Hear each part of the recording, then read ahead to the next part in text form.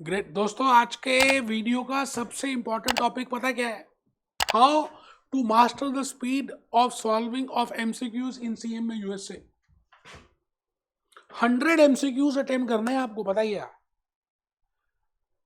4 घंटे का पेपर होगा, 3 घंटे में आपको 100 एमसीक्यूज करने हैं। इसका मतलब 180 मिनट में 100 एमसीक्यूज करने हैं पढ़ने हैं। और एमसीक्यूज का मतलब होता है मल्टीपल चॉइस क्वेश्चंस। कुछ लंबे होंगे, कुछ छोटे होंगे, कुछ बीच के होंगे। आपको एक क्वेश्चन 1.8 मिनट्स में कंप्लीट करना है। मैं आज के इस लेक्चर के थ्रू आपको अपनी आप बीती बताऊंगा कि मेरे साथ क्या हुआ जब मैं एग्जामिनेशंस देता था। कई बार ऐसा भी होता था कि वो क्वेश्चन मुझे समझ ही नहीं आता था, है ना। तो आज के इस लेक्चर के थ्रू मैं आपको बताऊंगा that how you can increase your speed. लेकिन स्पीड बढ़ाने से पहले आपको क्या समझना है, क्या बातें मालूम होनी चाहिए। बेटे, आज का लेक्चर अगर आप नोट कर लेते हैं ना, तो मुझे लगता है बहुत सारी बातें आप सीख जाएंगे। For example, you want to give in January February window, अभी देने वाले हैं। अप्रैल मई वाली में दे रहे हैं, अगस्त सितंबर में देना है, कभी भी देना है। तो आज आपको मैं अंदर की बातें बता रहा हूं that how you can increase your speed in multiple choice questions. आपको याद होगा कि जिस दिन आपने ड्राइविंग गाड़ी कार को चलाने के लिए ड्राइविंग स्कूल ज्वाइन किया था, या अपने घर में आपके पेरेंट्स ने, आपके भैया ने, आपकी दीदी ने आपको गाड़ी चलाना सिखाया, या आपने किसी ड्राइविंग स्कूल में सीखा, तो याद कीजिए वो पहला दिन आप कितने घबराए हुए थे, डरे हुए थे। आप नहीं घबराए थे या डरे थे? मैं तो बहुत घबराया और डरा हुआ था। मैंने गाड़ी ले ली थी लेकिन मुझे चलानी नहीं आती थी। मतलब पहला गियर भी देख के डालना पड़ता था, क्लच कई बार दबता था, कई बार नहीं दबता था, पहला, सेकंड, थर्ड, फोर्थ। आज भी मैंने 5th गियर नहीं डाला, मुझे डालना मतलब पता नहीं किस बात की झिझक है। लेकिन धीरे धीरे धीरे धीरे धीरे धीरे मैंने उस कार को चलाना सीखा। धीरे धीरे ऐसा समय आया कि मेरे को first, second, third, fourth gear अब देखना नहीं पड़ता था, लगने लग गए। क्लच अपने आप प्रेस होने लग गया, ब्रेक अपने आप लगने लग गई। आराम से पाँव जिस तरह से मेरे को करने थे वैसे बिल्कुल एक्सेलरेटर में, ब्रेक में और यहाँ आगे पीछे जाने लगा। ऐसा ही मैंने जब पहली बार स्विमिंग सीखी, स्विमिंग, तैरना, हमारे दिल्ली में बहुत अच्छा ऑडिटोरियम है, स्पोर्ट्स अथॉरिटी ऑफ इंडिया का, डॉक्टर श्यामा प्रसाद मुखर्जी, मैं वहां पे गया। तो पहली बार जब पानी में गया तो मुझे लगा कि मैं मर जाऊंगा। मतलब पानी कभी नाक में जा रहा है, कभी कान में जा रहा है, कभी कहीं जा रहा है। मेरे टीचर ने कहा जहां जाता है ना पानी उसको जाने दे यार, तू अपने हाथ पांव मार बस। धीरे धीरे धीरे धीरे धीरे धीरे मैंने स्विमिंग सीखी और आज मैं डाई मार लेता हूं। मैं इन एग्जाम्पल से क्या बताना चाह रहा हूं कि दोस्तों, आप जब मल्टीपल चॉइस क्वेश्चंस करेंगे तो उसके कुछ फेजेस हैं। पहले ये फेज होगा, फिर वो फेज गुजर जाएगा तो फिर ये फेज आएगा, फिर ये गुजर जाएगा तो थर्ड फेज आएगा। क्योंकि मैं इन गलियों से गुजरा हुआ हूं तो इसलिए आपको बता सकता हूं कि आपको स्टार्टिंग में टाइम ज्यादा लगेगा एमसीक्यू को पढ़ने में, एमसीक्यू को समझने में, एमसीक्यू का आंसर देने में। और काफी सारे पहली बार क्वेश्चंस आपसे ठीक भी नहीं होंगे, मेरे से आज भी ठीक नहीं होते, क्या बात कर गए। और अगर कोई कहता है कि उसे 100% ठीक होते हैं तो बेटा वो आपका दुश्मन है, आपका दोस्त नहीं, आपको बेवकूफ बना रहा है, आपको गुमराह कर रहा है। मैं भूपेश आनंद आज आपसे ये बात कहना चाहता हूं कि सबसे पहला काम हमें कंसेप्ट समझना है। अच्छा, कंसेप्ट समझने के बाद उसके मल्टीपल चॉइस क्वेश्चंस किस तरह से आते हैं, उनको पढ़ने का तरीका पता होना चाहिए। पहली बार आपको वो क्वेश्चंस आ रहे हैं, पहली बार उनकी लैंग्वेज आप देख रहे हो, पहली बार उनकी ऑप्शंस को देख रहे हो। कई बार आप ऑप्शंस को ध्यान से नहीं पढ़ोगे, कई बार जल्दी में पढ़ोगे, कई बार कह बेटे होगा, सबके साथ होगा यार। तो आप स्टार्टिंग में 1.8 मिनट में एक क्वेश्चन नहीं कर पाओगे तो घबराना नहीं है, डरना किस बात का है। आपको पता है repetition is the mother of learning. Repeat repeat repeat repeat. मैं आज आपके सामने खड़ा हूं, मैं इंटेलिजेंट नहीं हूं, बस मैं हार्ड वर्किंग हूं। मैंने ये भी किया, वो भी किया, ये भी किया, अमेरिकन भी किए, यूरोपियन भी किए। मैं बस हार्ड वर्क भी नहीं, रिपीट करता रहा। बार बार बार बार देखो, 1000 बार देखो। देखने की चीज, आप जब कोई चीज बार बार रिपीट करते हैं तो जर्मन लैंग्वेज और फ्रेंच लैंग्वेज भी आ जाती है। ये तो साहब आपने पहले से भी किया हुआ है। तो जब आप एमसीक्यूज को बार बार रिपीट करेंगे रिपीट करेंगे रिपीट करेंगे तो एक law of economies of scale, आपने सुना इकोनॉमीज ऑफ स्केल, एक होता लॉ ऑफ सिनर्जी। धीरे धीरे धीरे धीरे आपकी बॉडी लैंग्वेज, आपकी बॉडी उसको एब्जॉर्ब करेगी, आपकी बॉडी उसको दोस्त बना लेगी, फिर आपको समय कम लगेगा। तो स्टार्टिंग के समय से घबराना नहीं है, धीरे धीरे कम हो जाएगा। यार आप अपना काम करो, practice makes the man perfect, practice makes the woman perfect. Rome is not built in a day. एक दिन में थोड़ी आपने गाड़ी चलाना, कार चलाना सीख लिया था, एक दिन में थोड़ी स्विमिंग आ जाती है। तो आपको बस करते रहना है, कंसिस्टेंसी। उसी से एमसीक्यू का टाइम आप 1.8 मिनट लेके आ सकते हो। आइए, मैंने इन बातों को एक बड़े प्यारे से, बड़ी बड़ी प्यारी स्लाइड्स में आपके सामने उतार दिया है। आप अगर देखेंगे तो आपको बहुत अच्छा लगेगा। और जो बातें मैंने अभी तक बताई हैं शायद उनमें और इनमें कुछ आपको लगेगा। मैंने कहा there is a difference in learning and studying and difference between studying and exam. यार जिस दिन आप प्रो मैट्रिक सेंटर में जाओगे, मान लिया कि आपको 4 घंटे मिलने हैं, लेकिन उसकी पहले तैयारी तो करोगे। आप तैयारी में सोच रहे हो आप पहले, ऐसा नहीं। इसका मतलब पढ़ाई का टाइम और एग्जाम का टाइम दोनों अलग अलग हैं। आज तक आपने जो पेपर्स दिए वो 3 घंटे में देते थे। 1 साल की नॉलेज स्कूल में 3 घंटे में दे के आ जाते थे, क्योंकि आपके पास टाइम होता था, आप बिल्कुल निपुण हो चुके थे। You are fully equipped with all the things और the skills. So whenever you are getting those skills, you should not count that time. It is but natural that you will take more time. अपना मन छोटा मत करें उसके साथ। आप कोई भी काम पहली बार करते हो तो टाइम लग जाता है। It will take longer time when learning. जब आप पढ़ाई करते हैं, कोई नई चीज सीखते हैं, नई बातें सीखते हैं, आईएमए की बातें सीखेंगे, सपोर्ट पैकेज सीखेंगे, हॉक का मटेरियल सीखेंगे, भूपेश आनंद के लेक्चर्स के नोट्स बनाएंगे, माइंड मैप देखेंगे, रिविजन क्लासेस करेंगे, 1 सितंबर 24 के बाद जो नया सिलेबस उसको देखेंगे, लगेगा टाइम। क्या हो गया?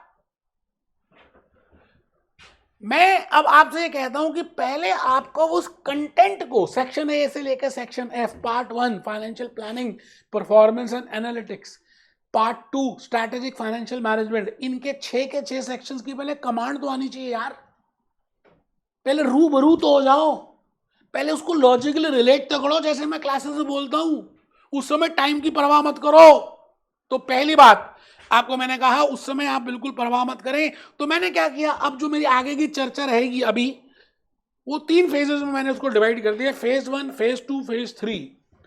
And you can accordingly plan your studies for phase 1, phase 2 and phase 3, whether you're going for part 1 examination or part 2 examination. मैं कहूंगा जी फेज 1, अगर आप ध्यान से देखें तो फेज 1 ये लिखा है, इनिशियली फोकस ऑन लर्निंग। पहले बेटे माली जो है पहले खाद डालता है, पानी डालता है, बीज डालता है, एकदम फल की इच्छा नहीं करता, आएगा फल। तो पहले फोकस ऑन लर्निंग, आप पहले लर्निंग में ध्यान दें, कंसेप्ट्स को देखें, कंसेप्ट की कनेक्टिविटी बनाएं, लॉजिकली नोट्स प्रिपेयर करें जैसे मैं लेक्चर्स में बोलता हूं। तो पहला फेज तो पढ़ाई का है, और उसमें there is a difference between studying, उसमें it will take longer time when learning. जब आप पढ़ते हैं तो समय लग ही जाता है, घबराना नहीं है।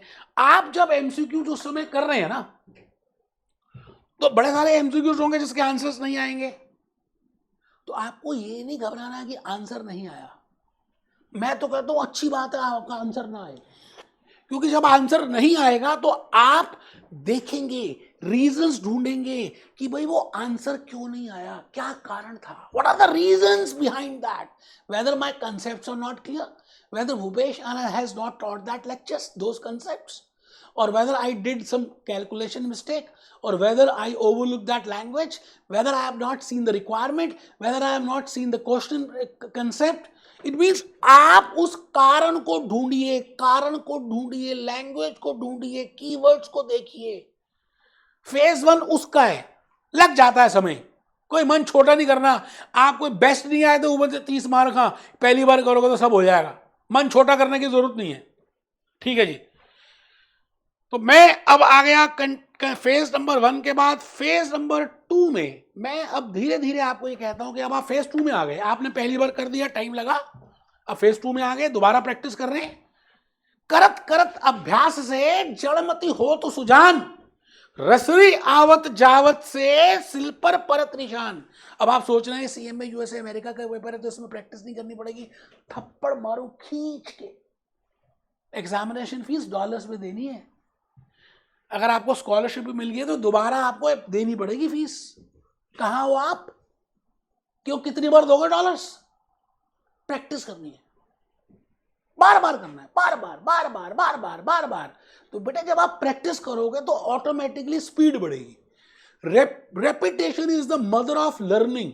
कोई चीज सीखनी हो तो बार बार उसको करोगे तो याद हो जाएगी, क्योंकि हमारे माइंड में न्यूरोप्लास्टिसिटी के उसके पैटर्न्स बन जाएंगे, और जब वो पैटर्न्स बनेंगे तो वही काम होना शुरू हो जाएगा. आप समझ रहे हैं? Identify relevant information.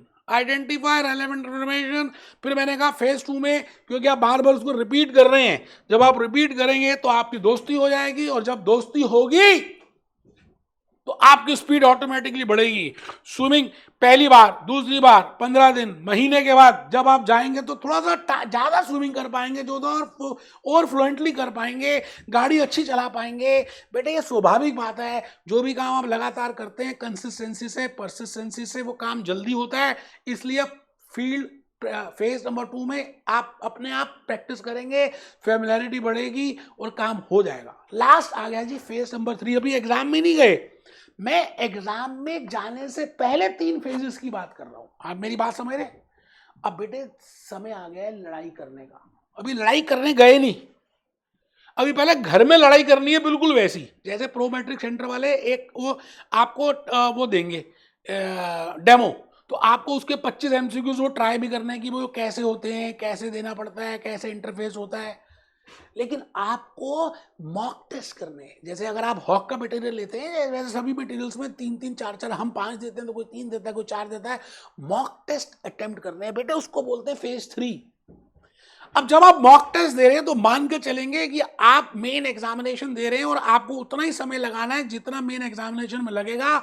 Main examination में आपको 100 क्वेश्चंस करने हैं 3 घंटे में, तो 180 मिनट चाहिए. एक क्वेश्चन 1.8 मिनट में होगा, तो आपको भी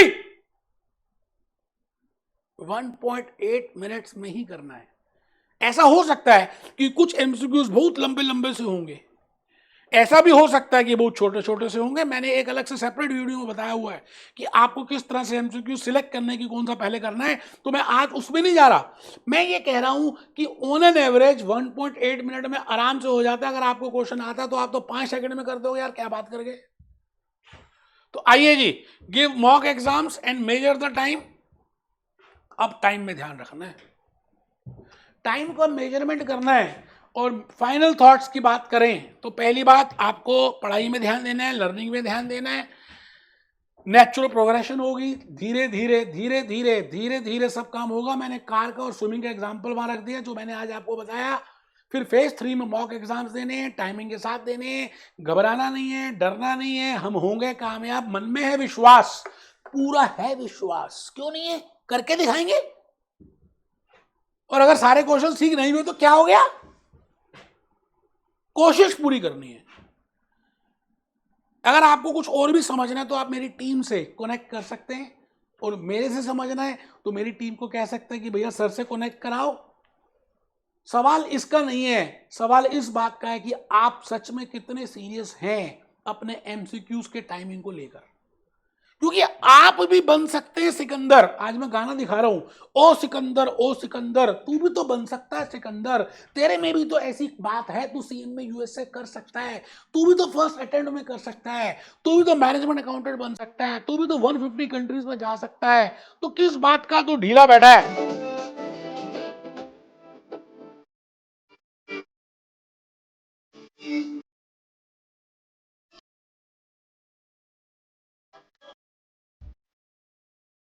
सुनना जरा,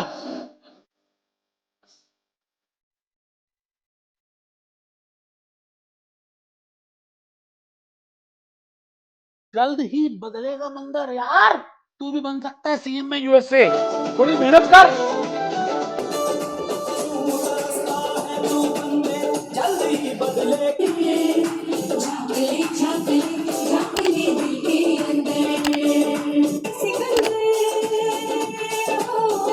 मैंने जान के उस तरफ लेके आया, जब आपको एक लाइन सुननी है ध्यान से, तू भी बन सकता है सिकंदर, तू भी बन सकता है सीएम में यूएसए यार, अपने नाम के आगे तू भी लिखवा सकता है सीएम में यूएसए। थोड़ी सी हिम्मत तो करनी है, थोड़ा सा कंफर्ट लेवल से बाहर तो आना है, थोड़ी सी कोशिश तो करनी है, और एमसीक्यूज के छक्के छोड़ा देने हैं अमेरिकन के यार, करके दिखा। Be happy, B jolly, B cheerful.